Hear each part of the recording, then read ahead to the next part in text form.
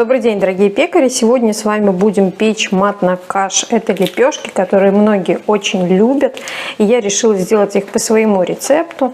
И с черным кунжутом, и с белым кунжутом. И будем делать по опарной технологии, чтобы добиться мягкого, не резинового мякиша и тоненькой-тоненькой корочки. Смотрите, какой он. Я больше всего не люблю в матна-каше резиновость. И сегодня я буду добиваться того эффекта, чтобы этой резиновости не было. Чтобы корка была хрустящая, при этом мягкая, а мякиш был воздушный и нежный. Что меня обычно не устраивает в матна-каше, это его резиновость. Его надо съедать сразу, иначе как только он остывает, он становится резиновым. Я находила много вариаций рецептов матна-каши, решила сделать свой на опаре. Итак, сейчас сделаем опару. Возьмем закваску. Здесь у меня пшеничная закваска, активная, смотрите, какая красивая. Ее я возьму 150 граммов. Сделаю жидкую опару, поэтому 500 граммов воды. Добавлю растительное масло. 1 столовой ложки масла будет достаточно. Дальше берем венчик, перемешиваем. Мука пшеничная первого сорта, 350 граммов ее. И 150 граммов цельнозерновой пшеничной муки. Дальше мы берем скребок или венчик и перемешиваем всю опару. При перемешивании смотрим, чтобы у нас не осталось комков муки и не осталось сухой муки. Перемешали, убедились, что нет сухой муки, комков не осталось. Это значит, что можно накрывать крышкой и оставлять опару бродить на весь день при комнатной температуре. У меня сейчас температура плюс 21. Комнатная температура оптимальная 21-24 градуса. И я оставлю ее бродить часов на 10. За время брожения опары в кухне у меня потеплело до 26 градусов. И опара у меня созрела раньше намеченного срока, через 6 часов. Видите, пузыри уже на самой поверхности, появились дырочки. Это значит, что опара готова. Сейчас будем доделывать тесто. В опару добавляю 250 граммов воды. Можно еще немного масла, примерно пол столовой ложки. Добавляю 500 граммов муки пшеничной первого сорта и 20 граммов соли. Начинаем замешивать тесто потихоньку, аккуратно, чтобы мука не разлеталась. Видите, какое липкое получается тесто. Замешиваем. Сейчас самое главное, чтобы у вас не осталось сухой муки, чтобы не было никаких комков. Если где-то руками чувствуем комки, все это разминаем. Когда вы убедились, что тесто однородное, собираем его в единый объем, накрываем крышкой и оставляем на 1 час. Через час возвращаемся к тесту и сделаем одну админку. Смочили руки, проходимся по кругу. Видим, что тесто хорошо, очень хорошо бродит. Бродит оно хорошо, а для нас это не очень хорошо, потому что я хочу выбраживать его долго. Как я вам уже говорила, я не очень люблю резиновое тесто у готовых лепешек. Поэтому сейчас я сделаю активную обминку. Выгоняю пузыри, прям выдавливаю их. Смотрите, какое живое тесто классное. Так, ту же миску, где у нас было тесто, наливаем немножечко растительного масла, смазываем миску, подкатываем тесто в шар, берем тесто, укладываем. И дальше я хочу его охладить. Тесто у меня очень активно бродит, оно уже такое пышное, и его, по идее, можно было бы формовать и выпекать, но я хочу повыбраживать его дольше, чтобы тесто в итоговом изделии было нежнее. Поэтому я сейчас его накрываю крышкой и отправляю в морозилку на 30 минут. Через 30 минут я достаю миску из холодильника, смотрим.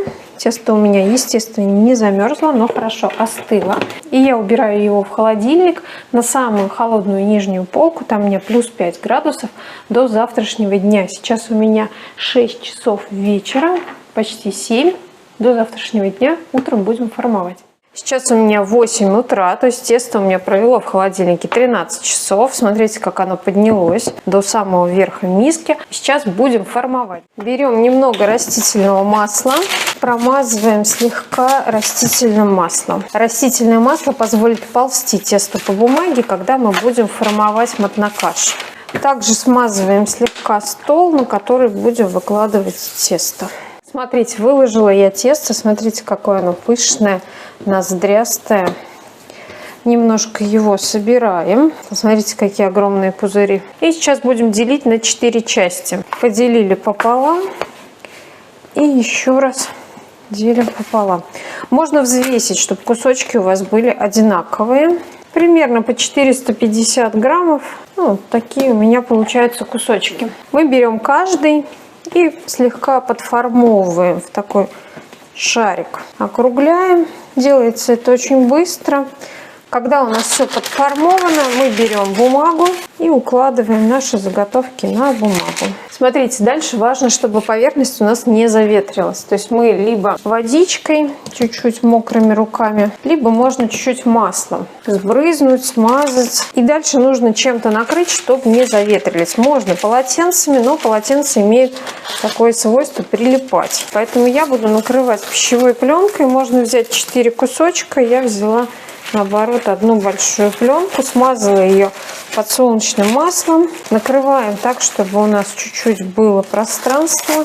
Все прикрыли, пускай они отдыхают. И сейчас включаем духовку на прогрев. Печь я буду на моем стальном листе на 230 градусах. Значит, ставлю лист в духовку и прогреваю до 230 градусов. Сейчас делаем смазку для мотнокаш. Я подсмотрела эту смазку у Эгинек. Берем белок яйца, добавляем сюда немного растительного масла и немного воды. И перемешиваем венчиком. Эта смазка нужна нам для облегчения формовки, чтобы руки хорошо скользили по поверхности. И потом у нас поверхность была загорелая, красивая и поджаристая. И когда у нас уже наши заготовки расслабились, прошло у меня 20 минут, смачиваем руки, поверхность тоже смачиваем. И растягиваем, расплющиваем тесто. И дальше делаем пальцами бороздку и пальцами делаем канавки. И еще раз проходим бороздку. Отодвигаем в сторону и принимаемся за следующий. Потом перед посадкой в духовку еще раз повторим эту формовку. После того, как они постояли на расстойке, форма у них, конечно, смазалась, потерялась.